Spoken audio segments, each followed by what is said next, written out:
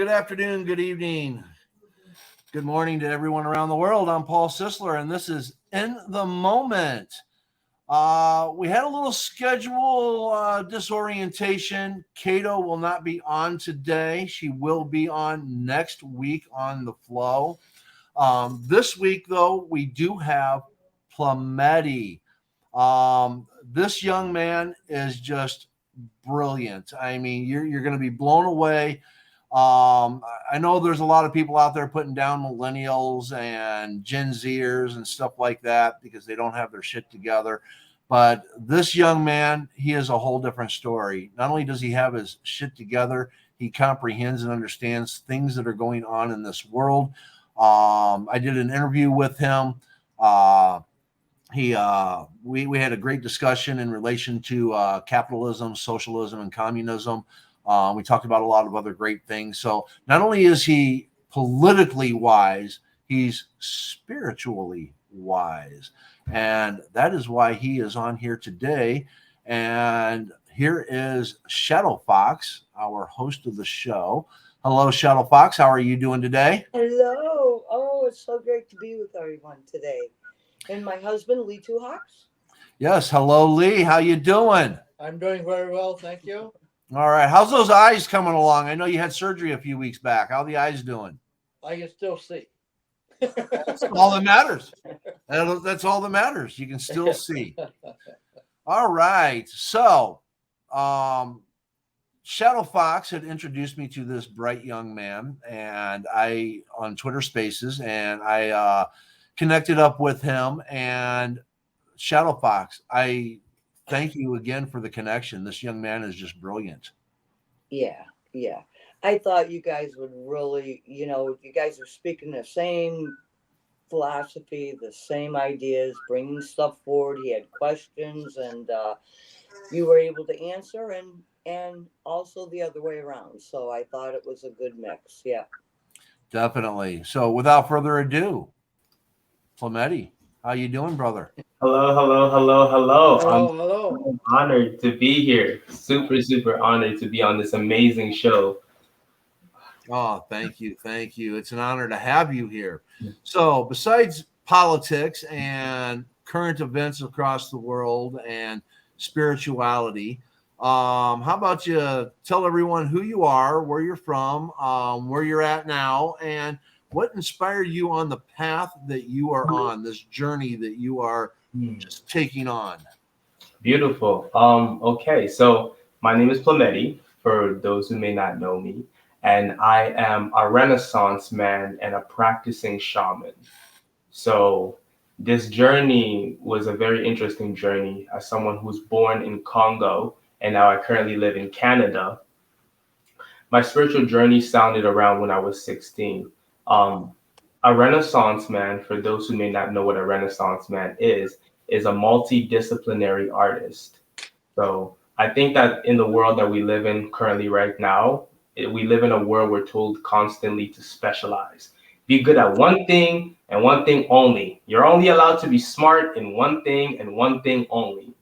And I never felt called to that duty. I felt called to be into multiple different things, which later on in my growing up and my learning, the ancestors would teach me that all of these things were correlated. And so my journey as a shaman and as a Renaissance man came from the fact that I have a purpose here on this planet to create greatness. This was not a purpose that I personally chose. This was a purpose that was assigned to me. And I've been told that I have the ability to carry this task, which, in the beginning always sounds daunting because, like, who are you to, like, create greatness? Yeah. Um, but with my company, Distant Future, which is a company I have, it's an art company. Um, our definition of creating greatness is that greatness is something that is done as a collective. Individually, we are amazing. Michael Jordan was amazing by himself, but Michael Jordan became great because of the assistance of Phil Jackson and the 96 Bulls and the 95 Bulls. And that is truly what makes a people great, is when you collectively come together, you create greatness. So I'm called to create greatness. Absolutely, absolutely, and I see that and feel that. I kind of, and again, though I'm not as spiritually inclined as what you and Shadow Fox are. I've also, whether you go by destiny or fate or whatever, I feel like I've been kind of called to the same thing because, again, I felt this need to, voice my opinion on things when I saw how the country was taking a turn for the worst. Mhm. So I wrote a book, and now here I am, very politically active, fighting for human rights and civil rights and women's rights. Let me correct that. Not fighting. I am adjusting to make solutions happen. Ooh, I like that. Thank Yes, you. yes. Well, and as my mentors have taught me and all that, a fight is a never-ending battle, and I don't want it to be a never-ending battle. I want a conclusion, so I'm bringing solutions. So, yes, I'm creating a greatness because not for me, but for everyone else around me. I'm bringing people together to invoke these things because no one person can do it alone. Amen. Kind of like the example you pointed out. Michael Jordan could not have won each one of those championships by himself. He Mhm. had to have that support, that team to, enable him to be the great person he was. Without the others, he's just another guy. Just like without everybody else helping us, we are just another human being walking the face of the earth. There's a As, great. as, Oh, sorry. as has often been my statement, as we glorify one, don't we glorify all? Exactly. I'm taking that into account. But He's a man of few words, but when he does speak, it's like he lands them, like a powerful king, like a king. Among my people, we have that same saying, which is kind of similar, where we say a king needs its village as much as the village needs its king. Correct. Yes. Yes. Mhm. Yes. So, Shadow Fox, take it away. Okay, yes, I must say that, Plameti and I, we've had a couple of conversations, and Mhm. there were a few things that we had each shared, and where I'm truly amazed because the way I think, I mean, I'll let Lee Two Hawks speak for himself, of course, but for us, we love to see where the younger generation is coming up and they are stepping in with wisdom, and they, if there's something, it's like they ask, and if we give a piece of information, they'll sit and, whether they mull it over or then they go, oh my, yeah, okay, I got that, and it helps send them, because it's like that piece of information may have taken us years to Right. piece together. And therefore, for what we're sharing, and it's like, you know, being an elder, that it just comes, I'm just grateful for the Right. young ones I'm coming up and taking the torch. And so, for everyone, just very briefly, Lee Two Hawks, he is my by side. He's my best friend. He's sometimes my confidant, but we don't, every once in a while. But honestly, he is my best friend. I married my best friend. So Well, I think we have to realize that, and this is historical in its presentation, is that any younger generation is built upon the seeds from the prior generation. hmm And therefore, each generation is enriched by what they proceed with, as well as what has developed prior to their entrance. Facts. And so Facts. I think it's important to realize that because this is called evolution. Mm. And you Right. can't have evolution without prior occurrences or events or happenings or a historical human presence. So Facts. that my way of thinking is how we must proceed in all things and give gratitude what has passed as well as excitement towards what is to come. Yes. Yeah, I always like to say there's a saying that Isaac Newton has that I always keep in mind. When he discovered gravity, he said, "I stand upon the shoulders of the giants that came before me." Correct. Yep. And Yeah. And yeah, so, Plamedi, there were a couple of things that we were, looking at bringing forward and discussing. mhm. And I thought that I would turn it over to you so that you can, bring forward a little bit. Because I really like when we're able to kind of bounce those ideas and those things off, because this is what we do, like when we're on the phone or we're, Right, exactly. and I think that it's this, I consider this like a round table, a circle, it's encompassing. And so we're here, and I just would really like to turn it over to the men right now, and I will, like, once in a while, you know but I'd really like to be able to see this dialogue and how this turns out, because people are in their mundane worlds, right? And Yep. they're, they could be driving to work or, coming home from work. And it's just to be able to give people something, some meat, something to think about, Mhm. something to consider. So we were talking about like a specific topic or whatever. And I Mhm. thought it would fit in very, very well with both you and Lee Two Hawks. So, Okay, I'm excited. I'm excited. Okay, there's a term I'd like to present. Whether you take it and run with it or just ingest it, it's up to you. It's a term in the English language which is called apotheosis. What does that mean?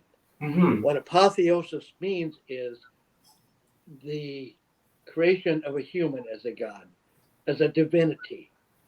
That's what it means. It's Oh, in the dictionary. So wow. why would a Apotheosis. word like that be in Apotheosis. the dictionary unless it has been previously discussed or in some way presented?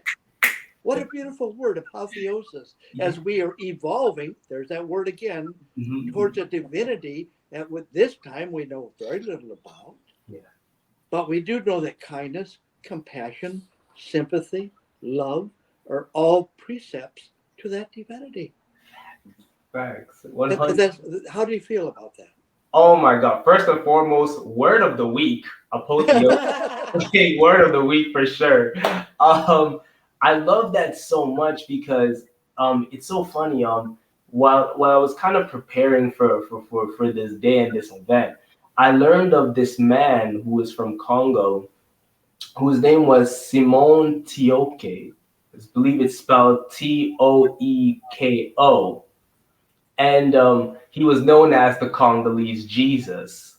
And the reason he was known as the Congolese Jesus is because he had regenerative abilities. So you could cut off his limb, he would be able to grow it back. People have killed him, and he came back. And um, he just had very what people from our perspective would seem as very miraculous abilities.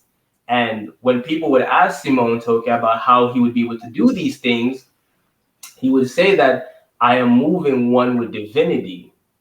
And this makes me kind of think of the Egyptians, for example. As a Congolese, we have a very strong connection with the Egyptians, as those are essentially our early ancestors who just moved a little bit up to the north. And I'm sorry, it's other way around. They came from the north and they moved down to what is now present day Congo. uh-huh. So when I look at that, it's like what we were doing in Egypt, and you can see the same thing in the culture of Congo, is we understood that the highest height of a human being was when they were upright, when they were moving towards divinity. Because in our culture as African people, we believe that we come from the stars and that we came down onto this planet and that we are having a temporary experience on this planet as divine beings in this moment.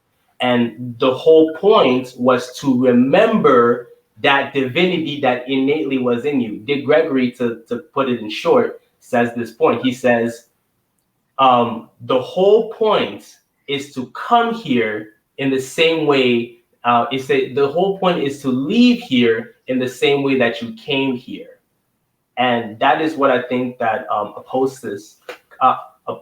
I want to say, well, how is it? Hypothesis? Apotheosis. Apotheosis. Apotheosis. And I think that that's what it means to me, is that like for you to return in the same way that you came here on this planet, which was as a divine being who moved with love, kindness, and compassion. Like Now, as a dialectic, which means there's this side and then there's this side, and between reasoning and logic, they try to meet in the middle. That's the nature of a dialectic. Okay.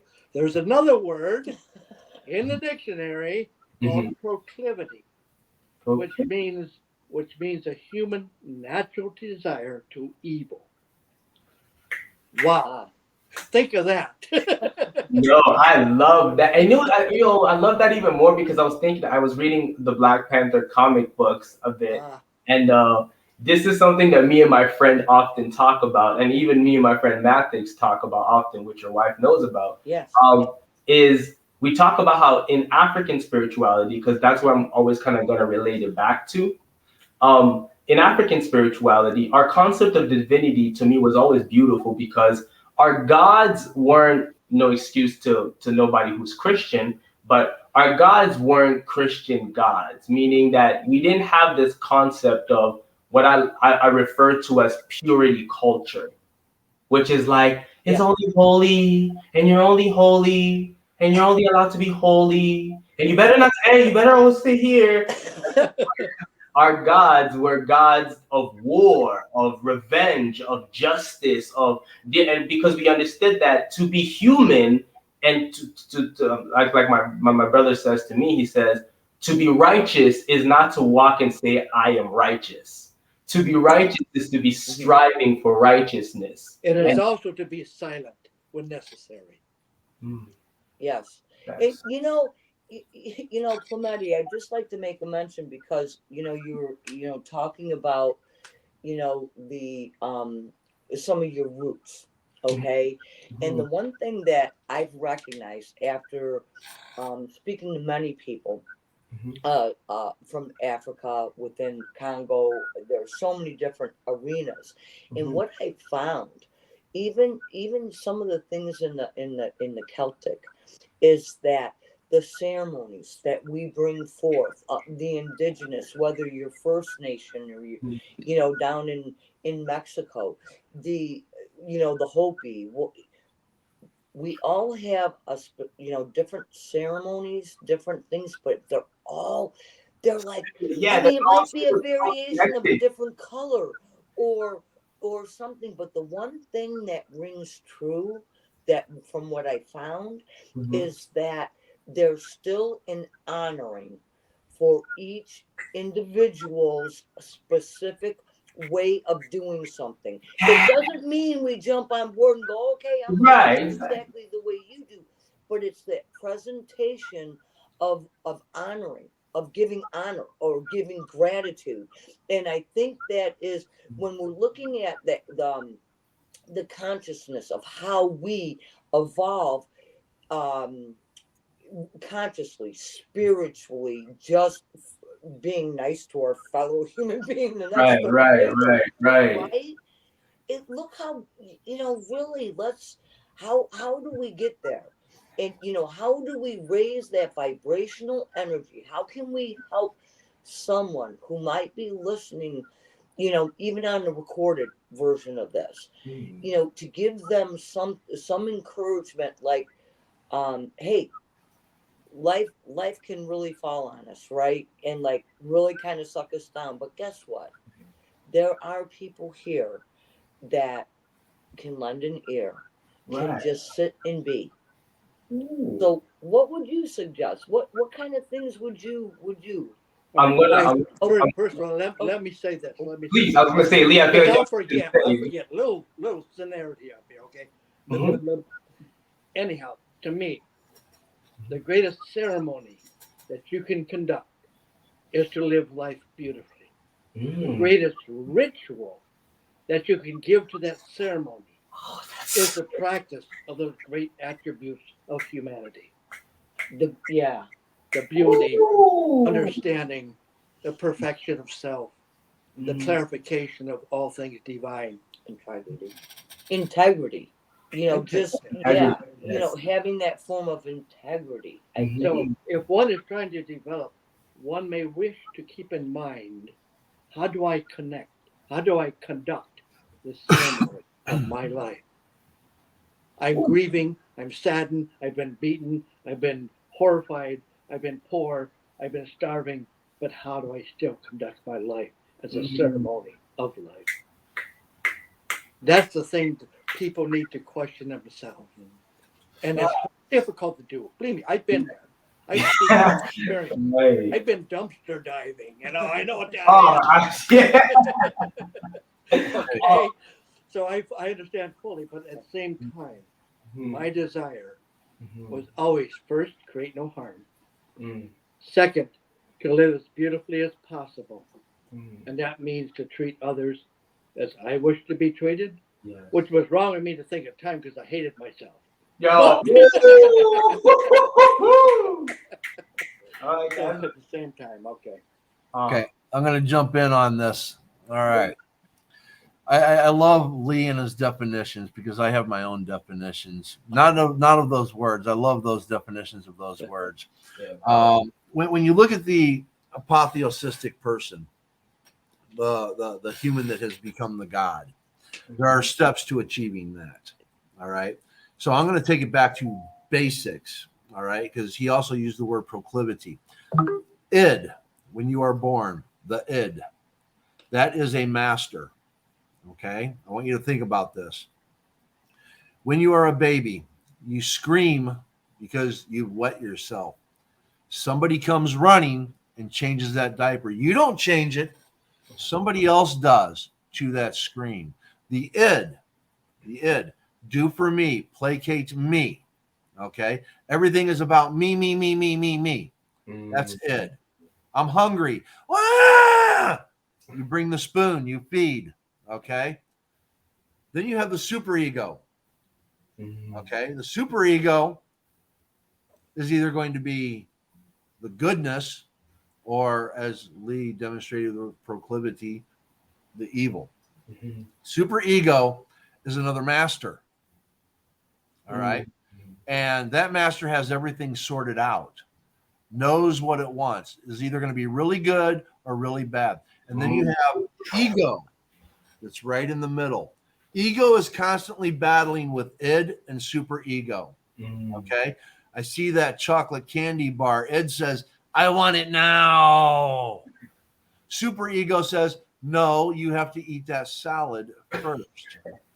Ego comes in and goes, okay, what am I going to do? Am I going to eat that candy bar or am I going to eat that salad? Am I going to say to hell with the salad? What am I going to do? The ego is the debater. Okay. Now, how do you get to where you master your id? How do you get to where you master your super ego so that your ego doesn't have to battle? Okay. As we were discussing earlier, fighting. Why fight? What? How about come up with solutions? And if you want to elevate up to the hypothesis of a deity, okay, you need to first become a stoic. You have to separate your hardships.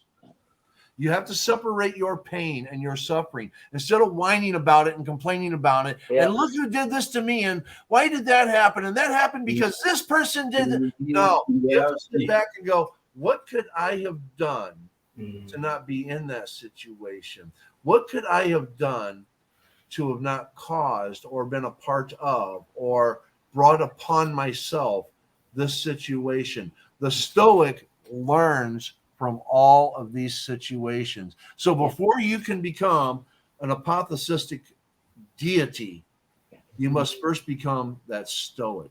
You must. Isn't that conscious awareness?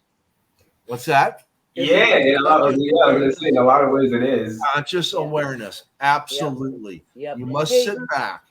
I just like to make a mention because I have the Twitter space open with the flow, and it's just so that the people who are in the room. I'm not bringing anyone up for speaking right now, but we are on doing a live show on YouTube, and it's called In the Moment with Paul Sisler, and it is the Flow. And we have, we have Plamedi and we have Lee Two Hawks on, and so, we will have the Twitter space. We will after the show, Okay. so stick around or catch it live on YouTube, however you like to do it. Yes. Sorry. But Nice. no, there Yes. is definitely a conscious awareness, and you have to be aware of what you say, where you go, what you do, the people around you, how you affect them, how a kind word or a not so kind word could alter that person's day, perception of things, whatever. And once you can make that awareness, that's when your logic and your deductive reasoning come into play, your critical thinking on everyday life. And I find that to be so important, because if you're going to elevate and you're going to elevate and bring other people up and elevate them with you, you must first set the example. Hey. Yeah. All right, now, this is a thing that I work on. A gentleman asked me a long time ago, we have the five senses. We all know what they are. The Right. gustatorial, the sensitive, except, anyhow, we know what they are. Mhm. And in this, I started amplifying my visual. In other words, I close my eyes, walk across the road for my hearing, any cars coming either way. I amplified that hearing. I amplified that sight to see further than I should have. I did other things in the five senses. However, that's just a physical form. Yeah. There are other senses beyond that, which is far superior, which are inclusive of those five, but at the same time remeditory in the fact that they qualified those senses as to what really matters, what is essential to your survival, to your essential self, which is a spiritual self. So you have the physical and the spiritual, and those in between, the soulful. And when you do that, what you suddenly realize is you have an intuitive aspect, not the intuition that we recognize today. Oh, somebody's going to call me. That's not the intuition I'm talking about. The intuitive is the reasoning capability, the high reasoning capability beyond what we call reason. But it is that sense that this is incorrect. My behavior is incorrect because this sense is telling me that there is greater potential than what I am exhibiting. Ooh. Okay. Yeah, I know. Plamedi's gonna go. I really, as you'll come to know about me really quickly, is like I said all the time, whenever I'm speaking in front of elders or just in people, I'll hold my peace, wait till everybody gets their piece out, try to remember as much as I can, and then say my piece. Because otherwise I'll interrupt people all the time. I wanted to kind of bring it all up together. This is beautiful. To kind of answer the Queen's question, where you were saying about how do you get people to a place where they can come to the same realization that you yourself have come to, and Mr. Lee himself have come to, and especially when it comes to these divisions and borders that we so easily set up on ourselves, which, like Paul has says, because of ego. Um, I always like to say that this is my personal belief. A truly enlightened being is a being that can pray anywhere. Who is a prayer? Ooh, That being is a prayer. prayer. Who is a prayer? Ooh, I'm taking that into okay. So, I am so grateful for the fact that you are here. I am loving all of these beautiful minor and greater adjustments. Like, okay, so is a prayer. I like that. So I was going to add on to that, and I talk a bit about what Paul said, and goes into the reasoning as why I talk to a lot about kinghood.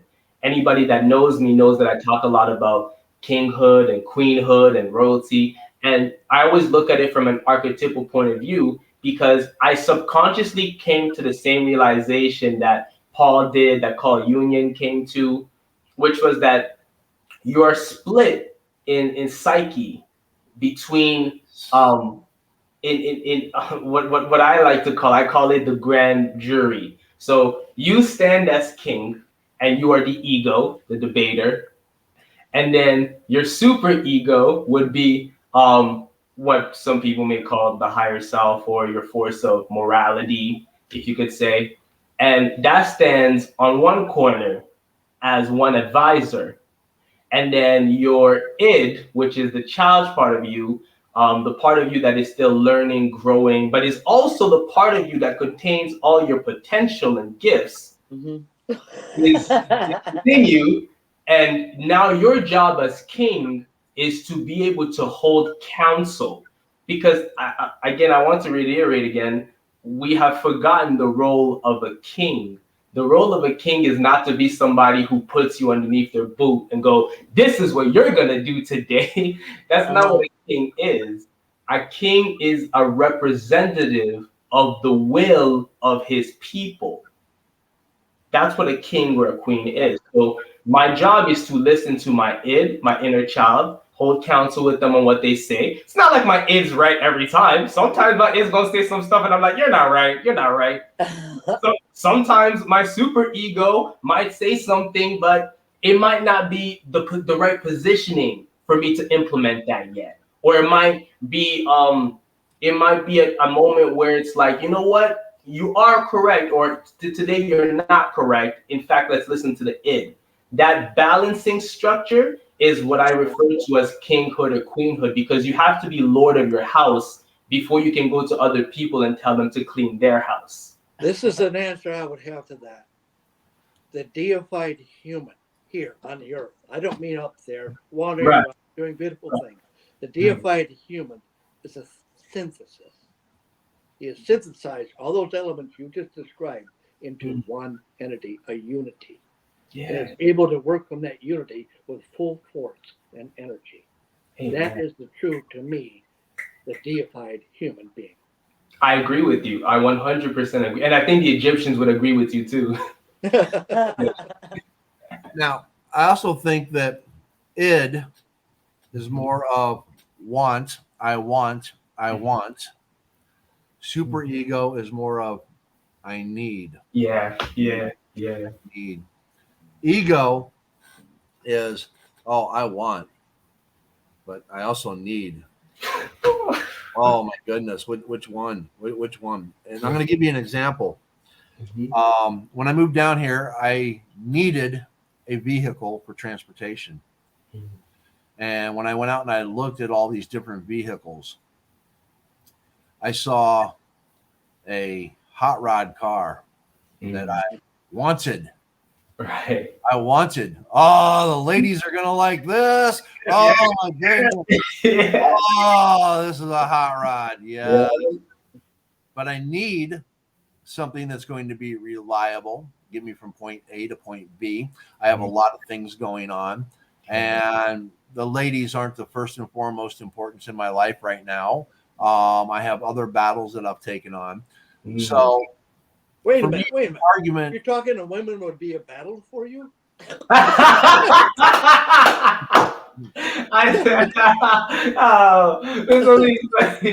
Anyways, I have other battles to take on, and I decided on a 2022 brand new Chevy Spark. Ooh, brand new car, warranty. It's going to get me point A to point B. Obviously, it's not going to attract the women, but that's okay. But it will attract the right one. Exactly. But the point of it is that sometimes we have these things that we want and we have these things that we need.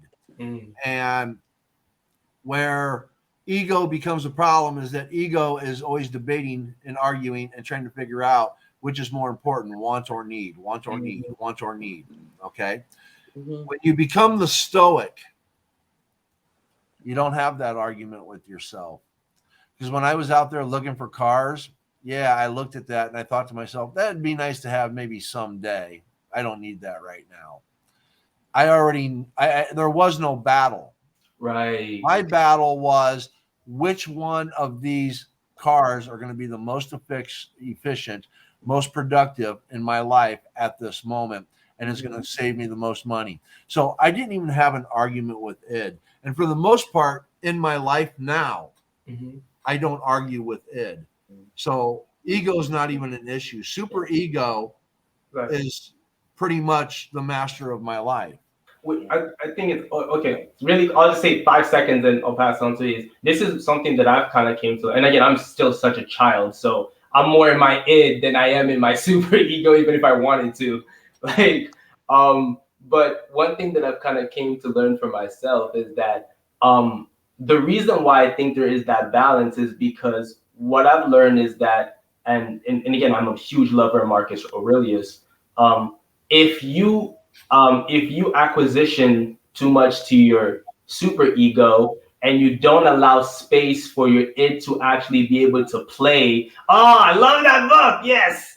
Like so if you don't allow your actual inner child or your id to be able to play from time to time, then all of, like Lee was saying, all of the beauty of life, all of the things that actually make life worth living, that doesn't belong to the super ego. That's in the territory of the id. The Yeah. it is the one that makes you go, oh wow, like there's fulfillment and happiness and joy in the world, and it makes you believe in a future Yeah. because it comes with your desires. And Here's my I just argument with that, real quick, before you what jump at Shadow Fox. Here's my argument with that. Mm-hmm. If your super ego Mm-hmm. truly knows what you need, Mm-hmm. part of that fun and play is part of super ego. Ooh, You okay, get that interesting where take. you need it, not where you want it. well Mm. here's a thing is that I'd like to bring in because we're going on this what's the word I'm looking for? Okay, we have the id, we have super id. I have an entirely different kind of Mhm. I guess teaching behind it because I look at it as an IDET, okay? Whether it's encompassing any and all of them, Mhm. there's a formula that we work from, whether it be how we respond to outside stimulus, to control mechanisms, to how do we just manage our lives, okay? And it has to do, and you can go in between any one of those structures of, is it something like, there's just words I don't specifically use, but is Right. there a desire for something? Is there something that is of a requirement in your sphere of influence? Okay. So this IDET is a mechanism where it's wove in between because how do we respond when we get fired, right, from a Mm. job? What are those? Is it the blame game that we set up? So they're small pieces that all come together. So when I'm looking at and bringing this information from the IDET, it is part of all of our personality traits, right? It Mhm. is part of all those superimpositives, and it is how we actually respond. So we are taking action or are we reactive? And with that, when you attribute it to a conscious awareness of where would you like to be. So for instance, I personally, I'll ask myself, Mhm. how well, how graceful was I in that situation?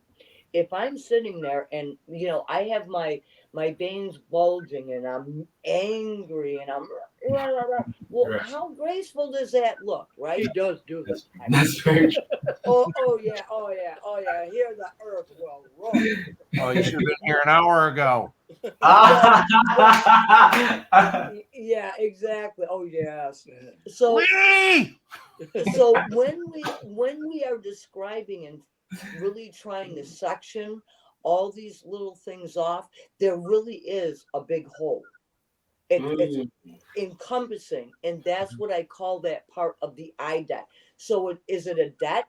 Is it something where we're bringing in karma and dharma in all of that? So it's the word is like it's like my identity, right? Oh my. So it's like, where is my identity?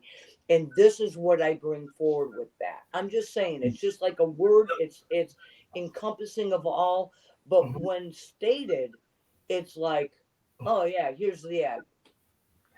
I, I like that a lot, honestly, because it's like it kind of makes me think for myself, when I was reading like my birth chart, it talks about sometimes one of my issue is that like I can be so self-aware that it becomes annoying. Like I'm Yep. self-aware of my self-awareness, so it's like this like battle within it's just really annoying. So, So so what is the identity with the id or super?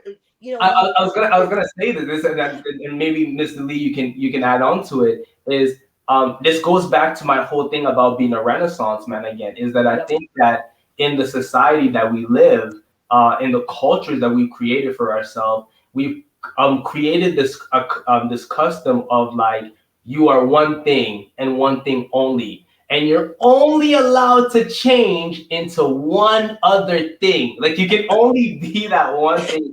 So when you do that, you take away the true nature of what you actually are, which is multidimensional, because you're a reflection of the creator. And to say that the creator is one thing is just simply not true. Yeah, and this is she's writing down coping skills here. Yeah. Okay, but that's not my forte, that's hers. But what I wish to express Mhm. is that I'll give an example. We talked about id, we talked about ego. Those are Freudian terms, obviously. Yes. Yes. And in that, when I was in San Francisco in the 60s and I was homeless, I had no money, I had no food, I had no place to live. Mhm. I was living in the park, food, whatever I could get out of dumpsters.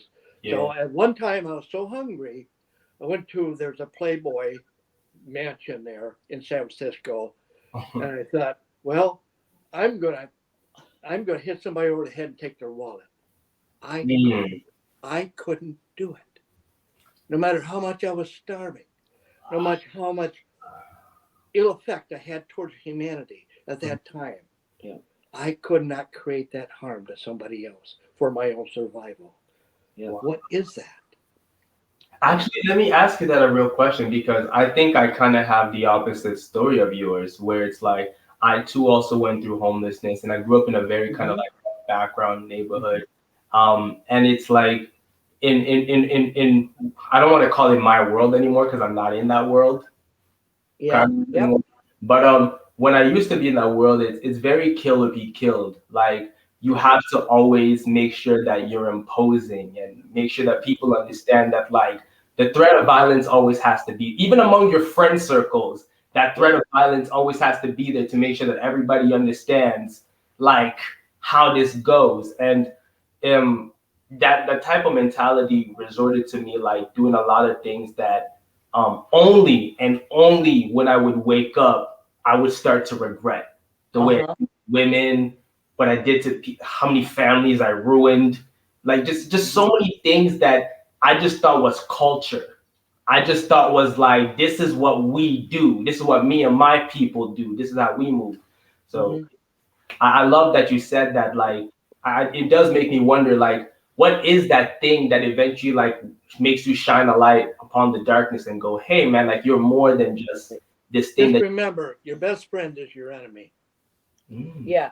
And and this is like with Woo! this Yes, is like yes. with Lee Tuhawk's story that he shared. When we're looking at what was his coping skills, he was running all these things through his head, what he could do, what he couldn't do, what he was not going to do. But Right. this is that identity that I speak of. This is that this is the identity, Mm. right? In identity, Right. because there was a part of him that it was so foreign. It was like, no, I'm just not going to do this. And then we have other people that that's what they do all Yeah. the time, Yeah. right? Yeah. So we all have that choice. And again, does it not come back to a specific framework of what we are learning, how we are registering this outside world? Is it harsh? Is it cruel? Is it miserable? And that's exactly what he saw, but Mm. resonated with his own spirit, his own soul, was that he could not cause harm to another at the expense for himself. I love that. I know. The last point, and Paul, if you have something to say, please say it after this. Is this is one something that I also kind of noticed for myself is that like um when I was kind of going through those moments and difficulty, what one of the things that helped me is when I was looking at the Bible, for example. I like to use the Bible, for example. Um, if you look at every single saint, and I mean every single saint that God ever picked, they weren't considered worthy by society. Not a single one of them. Like most of them were people who the prophets are like, me, God, me? Like you want to choose me of all the people? There's people who are way more qualified to do what you need me to do. And I always kind of kept that in mind because this is why I love the Jesus story archetypally, which is Jesus is the redeemer, and a redeemer on a bigger level. When I look at it from the perspective of from like a godly perspective, is a redeemer is a reminder because God technically really doesn't. People can disagree with me, but this is my personal belief. I personally say that God doesn't really forgive anybody; He remembers everybody. So he remembers who you were before you came down on this planet and got caught up in the impurities and the egos and the lies of the system. He remembers who you truly were and what you came to do. And so those moments where I would go through in life, also having gone through homelessness and all these other things, I would have moments as I'm growing up spiritually where I feel tested and I feel battered. And to honor the Honorable Nipsey Hussle, he said, this is what it's supposed to feel like. It's supposed to feel like this contesting with God, where you're like, oh man, like I said, to be righteous is not to say, I am righteous. What do you mean? Like, me? How dare you believe that I am not the righteous? That is not to be righteous. To be righteous is to constantly be in that struggle, to be striving to be righteous. Because then when you look at the end of your life, you'll actually see that the person who was striving to be righteous ended up being righteous versus the person who had the intentions and never really moved upon it. You are what you do and not what you say, right? Yes. Yes. My description of righteousness Uh-huh. is being infected with spirit. Oh, but what type of spirit though? Because you can be infected with the No, spirit. there's only one spirit. Okay, okay. I wanted to make. Okay, you said these. Okay. I thought you said a spirit. Okay, I was like, okay. I agree. I 100% agree. Not a. The. Okay, the. Yes. Okay. Yeah, the. I agree with you. That one I 100% agree with you. Yeah.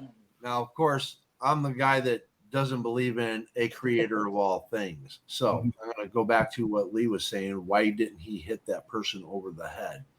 I have a different interpretation, and that comes down to value. And I don't mean value as in dollar. Okay. I'm Right. talking about self value. And Yep. if you have value to yourself, okay, you have value to who you are, then you're going to value other people. And the more you value yourself, the more you value yourself and who you are and who you want to be, is how much value you're going to put into others. The less value you have for yourself, the less value you have for other people. Facts. No, so At that point in time, even though Lee Two Hawks didn't have that much value monetarily, his self-value was of high. who he is and who he was and who he wanted to be was still so fucking high up there Facts. that he wasn't going to demean himself by harming another person physically. Nah, Okay. Real quick there. go ahead. Paul, think about it. When you take a look, and I don't know, maybe I probably should make a mention of a name, but the family owns many of the major newspapers and like Yes. TV news One of the channels. many families. Begins with an M. Okay, where they strive to take actual, profits. Their major goal is to make more profits than it is to like have some integrity.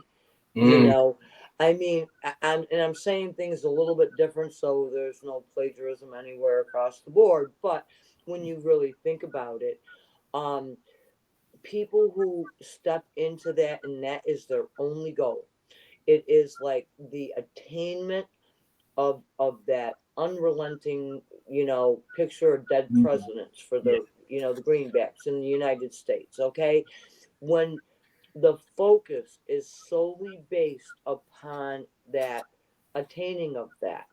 People say, oh, well, money is important. You're right, it is. Just an example. However, my focus is not on the major attainment of it, because for me, the attainment is what cannot be seen here. My attainment and my structure and my focus is for where I'm going. Exactly. And I would. Oh, I'm sorry. Did you want to say something, Lee, really quickly? Oh yeah, I just want to say there's that. I believe it's a biblical statement. I probably misstating it.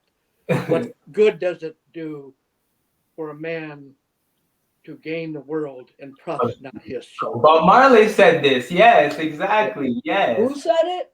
Bob Marley. Bob Oh Marley. yeah, okay, there it is. Well, that's good enough. We can throw Right. the Bible. Oh, Bob Marley was very wise, very, very wise. I'm going to add on to what Shadow Fox said. That individual you're talking about, we're not going to mention Murdoch's name, so.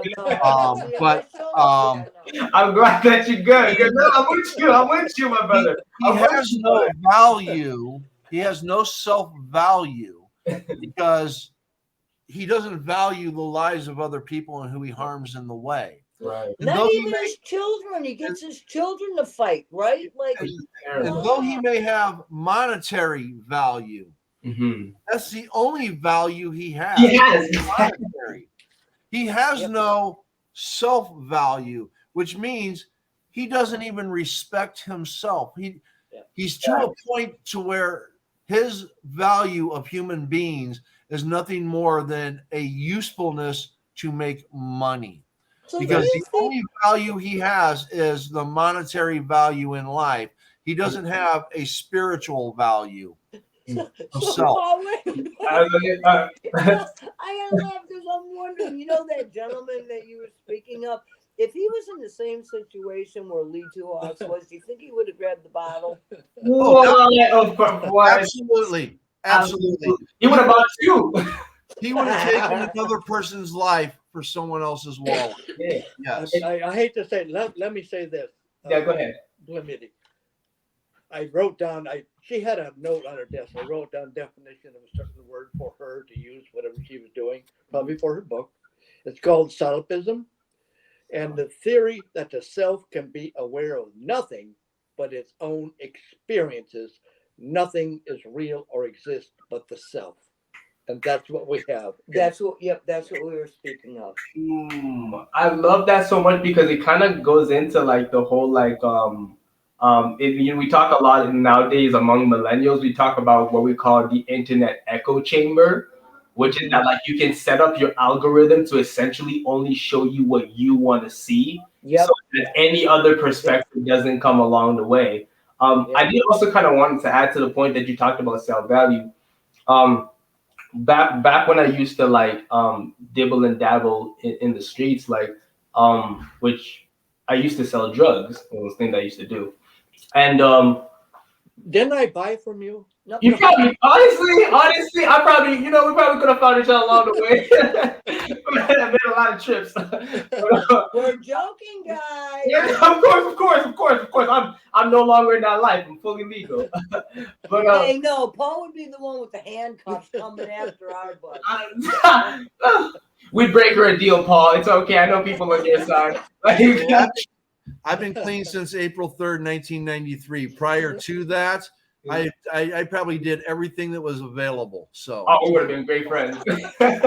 So I was gonna say back in the days when I used to, I realized something for myself, and I probably started young, I'm talking like early high school, kind of going on elementary. So when you look at that world, you see two types of people. I've seen people who have a lot of money. I'm talking they can pull out $30,000 in their pocket at any given moment. And I'm talking cash. So as a young boy who doesn't know much about the world, you think that that's king. You think that's what I'm supposed to be because you're trained with this idea that a man must provide. And obviously when you look at your neighborhood, especially in the neighborhood that we live in impoverished neighborhoods, there's not a whole lot of big providers So when you see somebody walking in the nice Mercedes and they got all this money and they can make sure the girls like them, the boys respect them, you feel like, wow, this person has so much value and so much to like gain and give to the world and stuff. But it took me years to realize that those same people who we worshipped and acclaimed and adored were the people that were dealing with the most amount of pain. Like nowadays in 2022, I always talk whenever I'm talking to like my people and I'm trying to get my people out, because I've gotten a lot of people out the streets and I still do it to this day.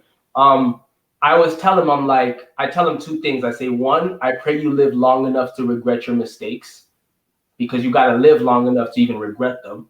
And a lot of us aren't making it to that level. So that's the first thing. And then the second and most important thing that I say to them is that like when we were young, we thought that those people were cool. But now, after most of us, we've either gone to jail, we lost our friends because of a shooting or something like that. We've gone through so much pain just to like still be alive and be here. It's like you can't trick us anymore and make it sound like, oh man, you just walk outside, everybody just loves to give you this money, you got no problems, nothing to be mad about, and then you go on. But you see that no, like those people who we thought had so much value, in reality, not only did they have no value, they were actually the ones that were poisoning our communities. So the same people that we used to laugh at, I mean, the same people we used to adore at, are the people that we're kind of starting to look at and be like, wait a minute, this don't make sense. I'm going to give you another perspective on that, because it's exactly the same thing where you're talking about the lifestyle of people that are dealing and selling drugs and narcotics and stuff like that. Right. I spent 20 years in the casino industry. Oh, so you know. So not only did I have people like that came in and blew money, I had people that came in that were movie stars, that were business owners, that were, many other different aspects of life that had shit tons of money. Yeah. And they would come in and they would throw 30 grand, 40 grand, $500,000 on the table, thinking that they were somebody. Yeah. They identified themselves as being somebody because of the money. Yeah. Okay. Yep. And they were just as worthless as money-wise as somebody that didn't have money. Okay. But value-wise, actual value-wise, they were worthless because they had no concept of reality. The money is what they thought was the reality. They didn't associate that people had feelings, that people lived, loved, and died like everybody else. They don't have that concept of human value. When you don't have the concept of human value, you have no self-value. Oh my. Okay, I'm sorry. I just want to say this really quick and then I'll pass it on to Lee. That's why it hit me so hard. Is I see this a lot in the hood, where we say when you have like exactly like you're saying, like self-hatred is deep in our neighborhoods. It's like super deep in our neighborhoods, and we talk a lot about, especially like people who like go to jail and come back, like they've been institutionalized. Yeah. Like a lot of the prison, like a lot of the gang culture that you see is just prison culture. It's people who've been inside for a long time and then they bring it out on the outside. Yep. Like now they change the rules and the terrain of how people move on the outside. So when I looked at that, all of that really came from a place of self-hatred. And the best way to look at it is, I advise you guys next time to go and listen to some trendy hip hop or some very popular hip hop right now. You'll see that a lot of it has to do with us taking drugs. We're smoking weed in an exorbitant. I used to go through like an ounce of weed, probably like once or twice a day. It probably took me 2 days to go through an ounce of weed because I'm waking up in the morning. I gotta numb myself from all the stuff I did last night, so I'm smoking that. Then I'm going out and I'm filling myself with more pain that I'm doing throughout the day. Then I gotta come back from that and smoke again to numb myself from that. And it just this cycle of constant like you're afraid, and it's real too. This is something I empathize with people is that we say in our neighborhood, the moment where you get killed is not the moment where your hard body. The moment where you get killed is when you start realizing, oh, you know what? I don't actually have to like be able to do this stuff because in our neighborhood you're seen as weak. And then that's when they say, oh man, he was just changing his life. Jeremy was just getting good, man. He was just starting to switch it around. So it's tough. I feel for my people at times. Okay, let me just say this. A celebrity will not be a celebrity without a cultural affectation, giving them that personality. Mhm. They're the one, yeah. I mean, it's like football stars and baseball or movie stars, and people just, handing The out regular bills and people, things yeah. like that. And I mean, think about it. Think about an actor. They're very good at what they do, but what are they doing? They are portraying a lie. They are stepping in and pretending to be someone else and doing it so well that it is believable.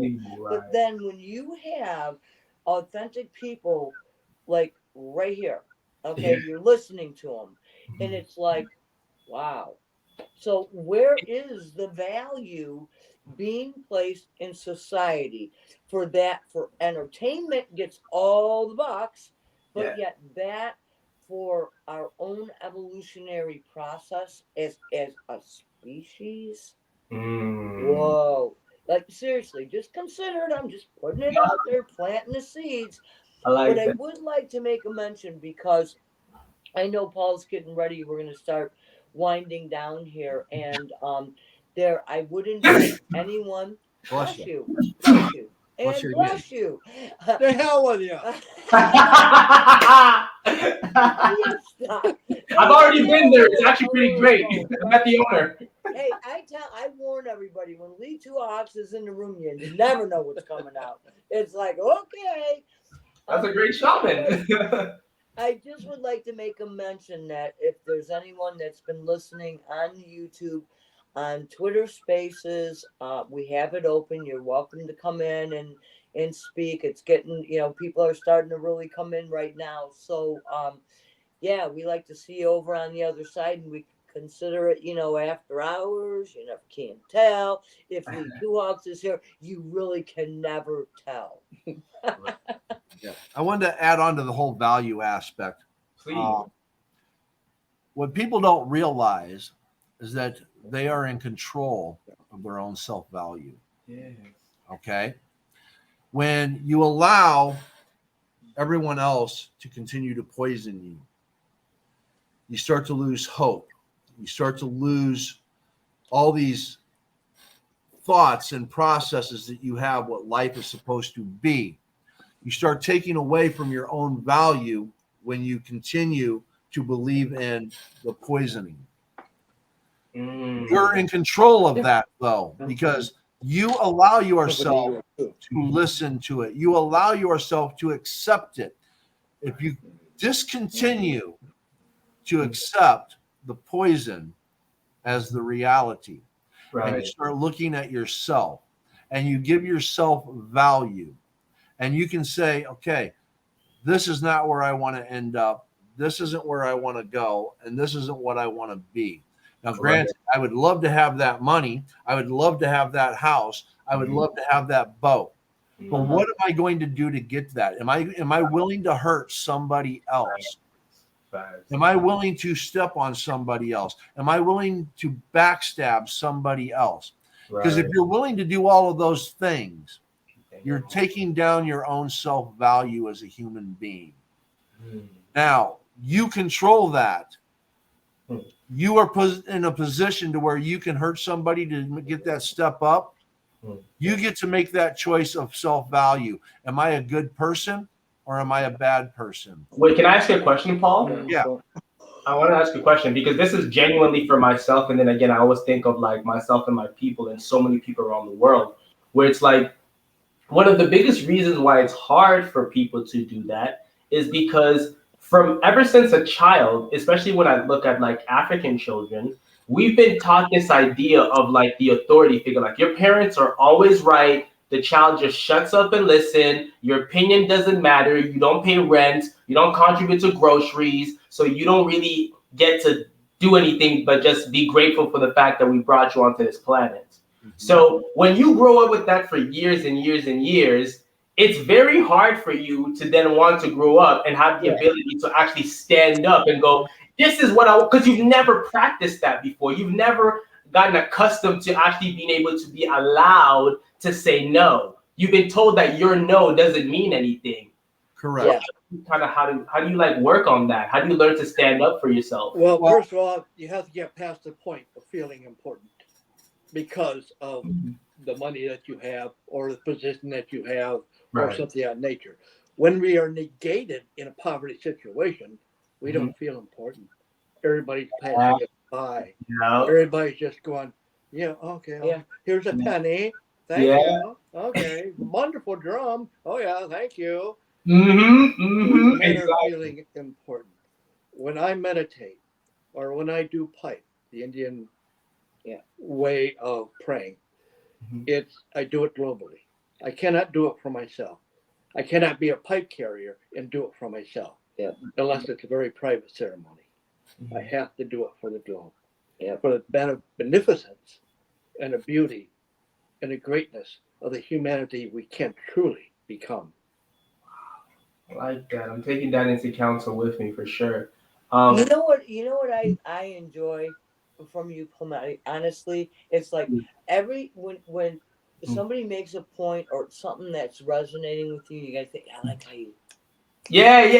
I love that. It's like you got the rhythm in the pattern. I love Yeah, it. It's bro. like it brings it in so that it kind of like it's kind of like that idea of bringing the information into you, for you, and surrounding you. It's like I like that. Yeah, as Pan Africans, we often say that we as African people are a rhythmic people, right? And obviously, on the global level, as human beings, we are also rhythmic people. We move by rhythm. So I think that a lot of times, like when I'm in these conversations, like for example, like as a musician too, Kanye West said this, Yeah. and keep this in mind, says, the universe. That word universe has that word verse. A verse is something that you write in music. Yeah. So we are all part of this singular song. And my biggest thing that I always try to emphasize to people is a song is really boring if only saxophones are allowed to play. Yeah. If only drums are allowed to play, or only guitars are allowed to play, or only like clarinets are the right tune, or you can only play it a section way, then you technically have a melody, but it'd be really pressed for you to be able to say that you have a song.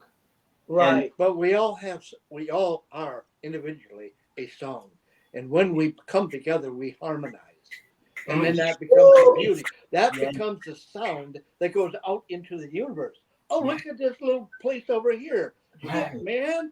They got it together. You know, they're happy, they're glorious, they're beautiful. Yeah, We all have our own singular melody. yeah. And then it comes harmonizing. Yeah. You know, Okay. and that's the important part. Right. I just had this really quick downloads, and I have to say, whenever I get these moments of downloads, is when I think of, you said beauty, and it hit me so hard when you spoke in the beginning. You talked about how one of the key phrases for you and how to move in life and enlightenment is to have beauty. And I think that that's so important, because what beauty is, if you take it on a psychological aspect, is Yes. to appreciate. Yes. That's what beauty means, is to appreciate. And in a deeper level, obviously, that brings into gratefulness as well, right? And I think that we live in the most technologically advanced time, and in the greatest time to be alive in human history and all that stuff like that. But we've lost our ability to appreciate all of the beauty that is happening. Because there is a lot of bad things that is happening in the world. But there's so much amazing things that are happening, that is happening, and that always will be here if you tune into that frequency of appreciation. All right. This is beautiful, because I'm going to tie in your question and then this music thing all together. Okay. Nice.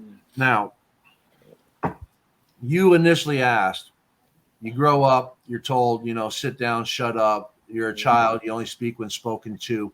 How do you get out of that mind frame? All right. Now, before I answer that, I'm going to go to the music, and then I'm going to bring it all together. Okay. Okay. You have a woman that comes out. She sings this just beautiful song. Oh my God, it is perfect. It's just elegant. It's graceful. Mm. Now you throw a flute in with her voice. Oh, now it just resonates. Right. Maybe you throw a saxophone in there. You throw a violin in there. Ah, perfection. You bring in the drums. Wait, too much. Right. Okay.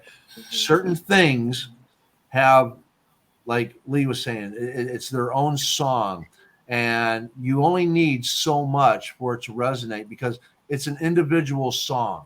All right. I Mm. grew up in a trailer park. I was brought up. The real Slim Shady. I was brought up WASP, white Anglo-Saxon Protestant. Sit down, shut up, do what you're told, only speak when spoken to. All right. I was brought up with that mentality, Mhm. but I didn't keep that mentality Right. because I had my own song and my own value to that song. So Mm. I found the pieces because I didn't like the damn bongos there, and I didn't like the damn chainsaw sound or whatever, the synthesized music. I wanted something with a better melody, a better harmony, because that's what fit me for my song. Now, you growing up, same story, Right. Yeah. but different composition. Yeah. Yeah. Okay, different instruments. Yeah. All right. My instruments didn't involve guns and drugs. Yeah. Your instruments involved guns and drugs. Right. All Right. right. We were both told to sit down and shut up, but we had a different song. Right. Right. Problem is that a lot of people growing up, they never hear that rhythm soon enough. They never find their own melody. Okay. Mhm. Because they're not Yeah. they're not willing to listen to it. All they heard all their life is Black Sabbath and Ozzy Osbourne. Right. That's all that resonates with them. They never opened up to Mozart. They never opened up to Tchaikovsky. They never Fact. opened up to Lady Gaga. They Right. never opened up to Blink 182. They Right. didn't open up to Disturbed. They Right. keep their mind closed.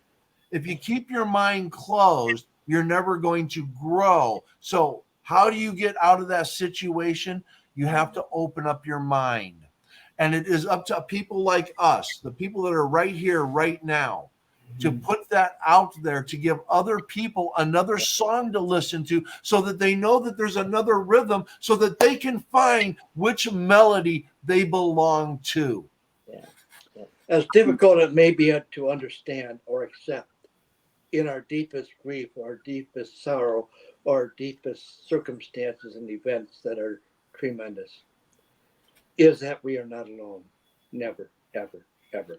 Not only from the spirit realm, but from the human realm. Look at the people who jumped in with the floods and the burnings and helped and helped and helped. Yep. We are never alone. We are all part of one web, and it connects each one of us through the threads of that web.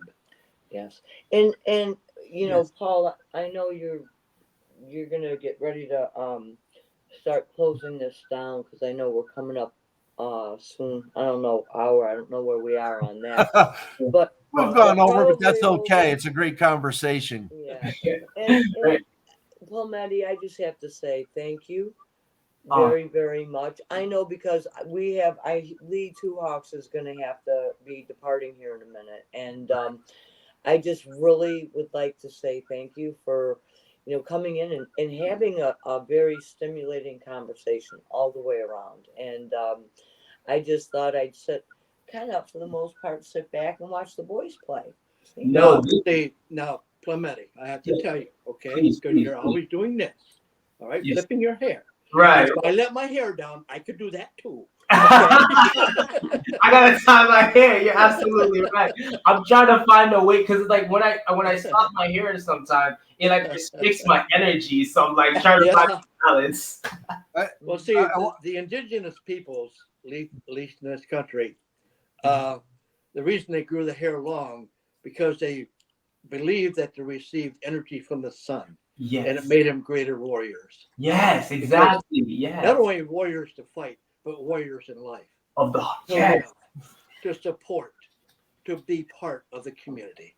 So thank you guys. Thank you. Really, Yeah. thank you. Now, as we get ready to close this out, Uh-huh. I want to bring a closing thought to this, because even in darkness, you can find light. Amen. Oh yes. Okay. Amen. Now, I want to let you know that there's been a multitude of parts of my life where I've been very, very suicidal. Been there. Because, and it's not that I didn't value myself, it's just that I didn't think the world had any value for me. Now, I wrote this poem after my wife passed away. All right. And it was a dark point in my life. And it's called Darkness, I Welcome You. And this poem has brought me light. So I'm going to share that with you now. Please. I am in the wake of darkness. The thoughts come without permission. My battle begins, no witness. Pills, ropes, wrists, guns, feeling restless. The desire comes with friction. I am in the wake of darkness. The need to not feel helpless. These are not my true convictions. My battle begins, no witness. Heartbreak, pain, agony, obsess. Suffering is not addiction. I am in the wake of darkness. The thoughts of mind, they do possess, coming with perfect sensation. My battle begins, no witness. My heart races, cannot process, sleep welcomed with medication. I am in the wake of darkness. My battle begins, no witness. This is an important thing to understand. Yes, please. In our deepest grief, in our deepest solitude, there is no witness. There's only us. Yep. There's only the one person who carries that burden of that grief or sadness or tragedy. Yeah. And maybe someday we can have a show on how to work with that. Mhm. Oh my God. Yeah, I wanted to ask this last question as we wrap this up. Is because as I have you here and I'm able to hold space with you guys, I definitely want to be able to get those off as much as I can. One of the things for myself personally, I related a lot with Black Panther because in the Black Panther, in the comic books I'm reading, he is known as Haruma Fowl, which is Guyanese, is West African actually, and it means the orphan king. And I always related to that because I too am an orphan, have my mother and father are no longer here in the physical world. And it's something that you like, it's a grief that is so inexplicable. It's very hard to explain that type of grief because at times you feel like you're fine and you're like, oh man, I'm just living life and you're going about things. And then there are times where that's why I love what you said, Mr. Lee, when you talked about you are not alone. And that's kind of like the thing I would impart for like my generation, for all of us, is that when in the midst of darkness, my sign is a Cancer, and Cancer is ruled by the moon. And the reason why the moon is one of my favorite celestial objects is because the moon shines within the darkness, but it does more than just shine within the darkness. It shines within the darkness and shows its scars and goes, look how beautiful I am despite my scars, despite the things that are on me. Look how I shine and illuminate your way. And it's always been like a source of inspiration for me. And I would definitely give that to people to understand that I used to say this in Greek mythology, the way for you to get to heaven was through Hades. In the same thing with Egyptian mythology, for you to get to the halls of Amenti, you had to pass through Anubis, who was the guard dog of the underworld. So they always understood that darkness and grief is actually not the end. It's the beginning because all things are not created in light, all things are created in darkness. So yeah. Perhaps by our own creation. Ooh. Amen. Absolutely. Okay. Beautiful end. Beautiful end. So let's bring it to a close. And everybody remember, be happy, be kind, and may good things come your way. Thank you. And if you guys are listening, you're all welcome to come over to the spaces. Yeah, I think I'm going to join you actually because I got a little bit of time, so I'm probably going to hop in really quickly. All right. Journey well, folks. All right. Journey well. Hello. Thank you so much.